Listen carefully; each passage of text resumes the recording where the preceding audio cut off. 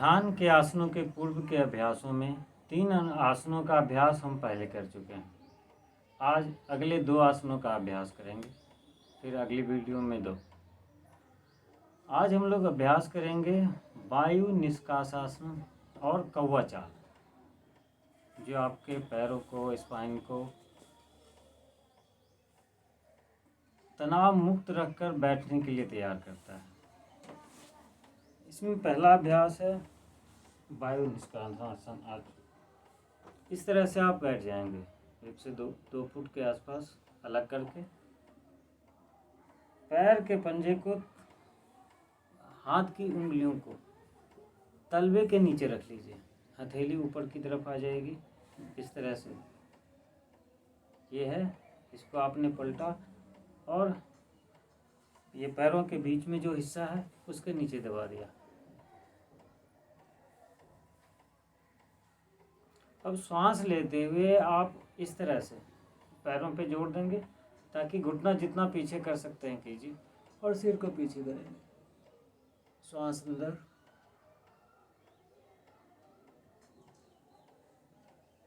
कुछ सेकंड रुकेंगे। सांस छोड़ते हुए नीचे, जितना नीचे कर सकते हैं, जितना कर पाएंगे उतना ही करना है, ज़बरदस्ती नहीं करनी है। खासकर जिसको घुटना और कमर की परेशानी हो, उनको अगर लगे कि उनके लिए अभ्यास सहज नहीं है तो बिल्कुल नहीं। कमर दर्द के लोग पहले कमर दर्द ठीक करेंगे, उसके बाद ज़बरदस्ती किसी आसन में नहीं करनी है। जिस चीज़ में जो मना है, जैसे आगे कमर दर्द में आगे झुकना मना होता है, तो ऐसे लोग इसको मत कीजिए।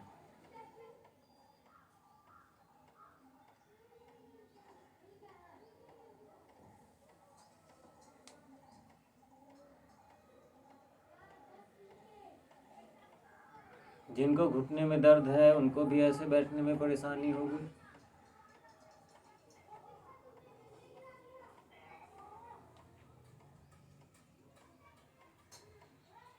जो कर सकते हैं और जितना कर पाए सहज रूप से बिना नुकसान किए वही आसनों को कीजिए।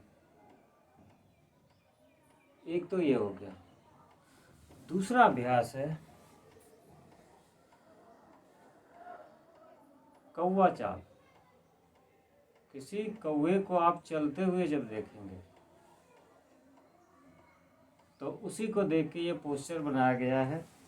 ये पैरों को का बहुत अच्छा अभ्यास है, लेकिन जिनको घुटने में दर्द हो उनके लिए ये आसन संभव नहीं है। तो ये दूसरा आसन ये उनके लिए भी अवॉइड रहेगा। इसमें पैर को थोड़ा अलग रख के खड़े होंगे, इस तरह से हील को बटक के साथ एडजस्ट करके अब इस पोजीशन में चलना शुरू करते हैं। धीरे धीरे खोलने के लिए 40 से 50 कदम चलने का अभ्यास आपको करना होगा। अब जैसे ये घुटना ऐसे ज़मीन पे गया, दूसरे पैर को घुटने के पास लाई, फिर इस घुटने को आगे ज़मीन से टच कीजिए। ये वाला बटक लगा रहेगा। अब इस पैर को उठा के फिर यहाँ लाना है, फिर इसको घुटने पे को ज़मीन से टच करेंगे और पिछला पैर आगे ले आएंगे। तो इस तरह से 50 कदम का अभ्यास। फिर ये ऐसे, फिर इसको उठा के यहाँ, फिर इस घुटने को नीचे ले जाएंगे, इसको उठा के यहाँ। तो इस तरह से ये 50 कदम चलने की कोशिश कीजिए। पैरों का बहुत अच्छा अभ्यास होता है। और एक चीज़ हमेशा ध्यान रखें, पैर जितना मजबूत आप रख सकते हैं रखिए। बुढ़ापे तक उतना ज़्यादा स्वस्थ रहेंगे। जितना अधिक पैर मजबूत है आगे चल के उतने स्वस्थ रहने की संभावनाएं बढ़ती है। और ध्यान में जब तक पैर और कमर, आपका स्पाइन ये तनाव मुक्त ना हो तब तक ध्यान में बैठना संभव नहीं। बैठने का तो बैठ ही जाएंगे, मगर अगर शरीर में कोई अनकंफर्टेबल होता है तो आप वापस पीछे आ जाएंगे। तो इन 7 आसनों में 5 आसनों का अभ्यास मैं बता चुका हूँ। जिनको ध्यान की तैयारी करनी है, सामान्य स्वास्थ्य के लिए बहुत सारे आसन हैं, मगर ध्यान में जो मेडिटेशन में गहरी रुचि रखने वाले हैं उनके लिए इन आसनों का अभ्यास नियमित रूप से ज़रूरी है।